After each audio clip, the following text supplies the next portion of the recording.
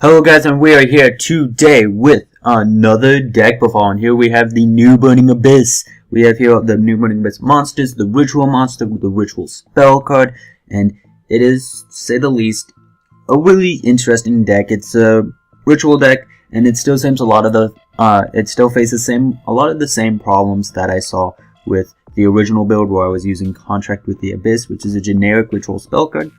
And that problem was that you pretty much needed him to be engraved. I mean, you needed him to be in deck and this card to be engraved, and then you prepped.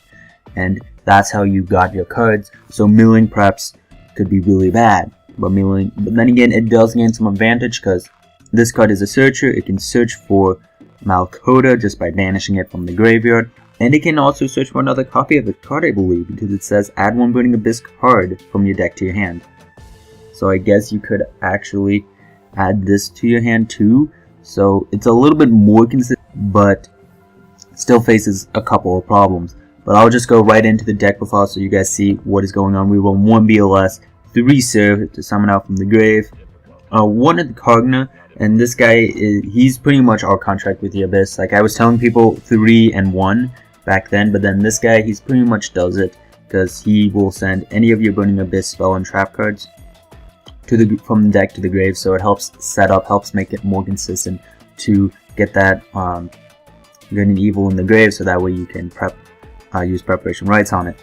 And then we run 2 Calcab, only 1 Libic because I don't see there being too many times, even with the new monsters, when you will have a Burning Abyss monster in hand or a level 3 Dark Fiend.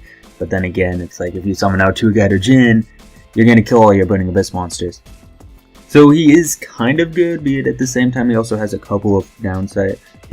I just don't see him being too useful, but we're still running 1 because his advantage is that if I have Calcab in my hand, I can use his effect to summon him.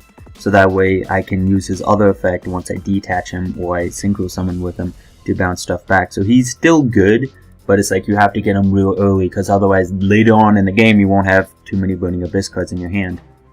2 Jin, Releaser of Rituals. If you guys don't know what this is, then you guys have been living under a rock. I mean, this card has been blowing up with Necroz. Can be banished from the grave for part of the ritual summon, so it works great in this deck that does nothing but mills. And if it is used for ritual summon, your opponent cannot special summon. So it's like, I have Dante, I have Virgil, and I have Malkota, and oh, you can't special summon, by the way? So it's just really, really stupid. We won 1 Alec. 3 Farfa, I really like this. It helps a lot with the OTKs, because it's like, banish 1 monster your opponent controls until the end phase.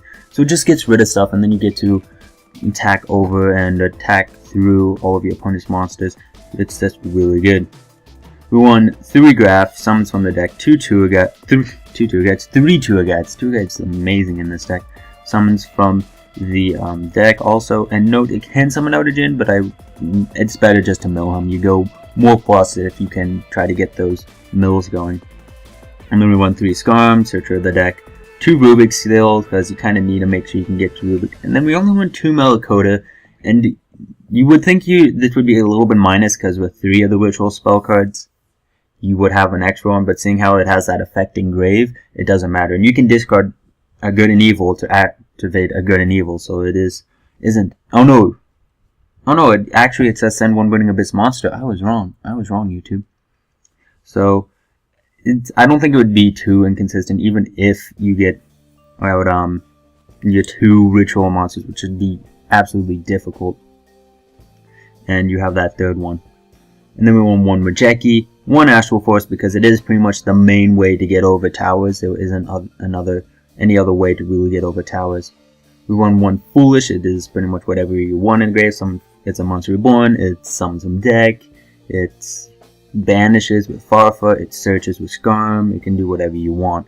You can have prep in hand, you can send this guy, send that. So it's really good. And then here is Preparation of Rites. This is the prep I've been talking about. Add 1 level 7 or lower ritual monster from your deck, then add to your hand 1 ritual spell card from your graveyard. So it just lets you go really plus, allows you to get everything you need. And then here is Good and Evil in the Burning Abyss. The thing is, though, that I find really, really interesting about this is that it's tribute monsters from your hand or field whose total level equal 6 or more. You could tribute a BOS if you had to. That's That's just stupid. It's like Nikos and all the other new ritual monsters are pretty much has to be equal to, and then this card is just like, no, you can ditch whatever you want. So there is probably some room for some stupid combos, but I want to go too far into it. And then his other effect is banish this card from your graveyard, send one Burning Abyss monster from your hand to the graveyard, add one Burning Abyss card from your deck to hand. You can only use this effect of Good and Evil of the Burning Abyss once per turn. And so it seems to me you can search this card out with itself, which is kind of stupid. And then we run one Snatch Steal, kind of iffy in the deck, I say, because like it kills all your Burning Abyss monsters except for in the mirror match, of course. Because you control a monster that isn't a Burning Abyss monster, but it can help with the OTK, so why not? And more than likely, you're gonna mill it. 3 Fire Lake and 1 Phoenix Wind Windblast. If you wanted to, you could take out Snatch Steal for another Phoenix Wind Windblast. And that is the main deck. It is very powerful. I really wonder how it's going to do against the Necros matchup, because with the Ritual Monster, I mean, even his effect. Did I even go over his effect? I think I skipped over him. Wow, I'm an idiot. His effect is you can target one face-up monster your opponent controls, and then after discarding a Burning Abyss monster, it loses attack and defense equal to the attack and defense of the discarded monster. And if this card is sent from field to graveyard, take one card on the field, send it to the graveyard. So it has a variety of uses. Like, it goes really plus with Fire Lake, because then you get like rid of him and Graf. You get rid of 3 cards, and then he gets rid of another, and Graf summons out another monster. So you just go stupid plus if you Fire Lake with it. But I wouldn't recommend it, because then they could special summon. And yeah, that is the deck. This Ritual Monster, like, the fact that you can reduce attack by, at the most, 16, because that is the most powerful main deck Burning Abyss monster, that could really hurt the Necros player, because it's like, but then again, it's like, if I get out, if I Jin in this deck, then they can't play. If they Jin in this deck, then I can't get out Malakota. It'd be really, really hard, really situational. Well, both players are Jin. It has to probably involve a Snatch Steal. Because again, I've been saying this forever, Jin's effect reverses when the monster changes control. Snatch Steal a Trishula that has a Jin attached to it, your opponent can't special summon. Snatch Steal Malakota that has a Jin attached to it, the Burning Abyss player can't special summon.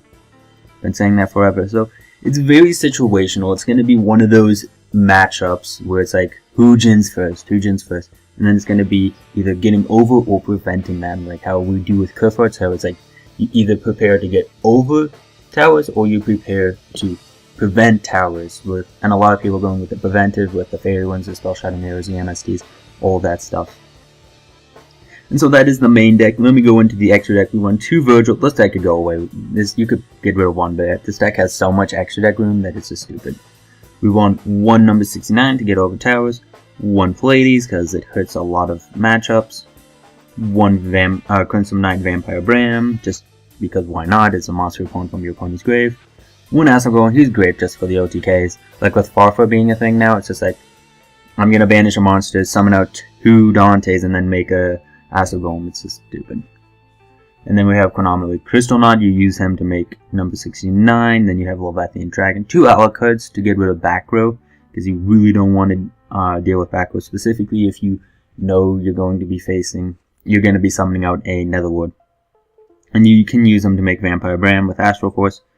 Levier is important now because you use them to summon out your banished Jins. Equipped is important also because you can use them to protect your Jin. And then 3 Dantes that you need to play the deck. And that is it for the deck. It is, again, it's a very good deck. It's going to probably be expensive. I know this guy's like, what, an ultimate and a ghost rare, and then this is a super? I think this is a super. I might be wrong. And this deck, and then the rest are rares except for Rubik, Turgad, this, and then that. And BLS. I don't think BLS has ever been common though. But that is going off topic. I really wonder how this is gonna do, because like even this deck, like we're getting an influx of 3 new decks, and it's like I feel this deck could easily beat Ritual Beasts, but it's like the Hermit Yokai. Like after playing them and playing the build that I played, and after finding out that you can run Jadori in the deck, it's just really stupid. It's just like summon a whole bunch of monsters, bounce back to Malakoda, overlay into Dory, screw you. And so, I really wonder how this meta, how this format is really going to go. I know I'm building Necros. I'm going to love building Necros. But let's just see how this turns out. And hopefully you guys will see that tomorrow, where there shall be a duel with this deck. And then I shall have some more very interesting things. I have a discussion video planned, and there might even be a surprise video for this, guys. For you guys. But also one other thing, I noticed on DevPro, which I am playing on, DevPro, because they have updated, that there's going to be a tournament. And I'm going to try to see if I can enter into that tournament. Not going to guarantee anything, I have to check some things. But if I can, I will try, and I will do my best. It's this time, compared to Battle City, it's TCG cards, TCG ban list, TCG and OCG cards. So I can run my all-powerful Necros, full potential, 2 Unicorns, what I only run. And so it's going to be very interesting to see that tournament if I can get in it. Not going to guarantee anything just yet. So yes, thank you guys for watching. Don't forget to check out my previous video, which should be coming up once I am done speaking. So yes, thank you guys for watching. Don't forget to leave a like, comment, or subscribe. See you guys later. Bye.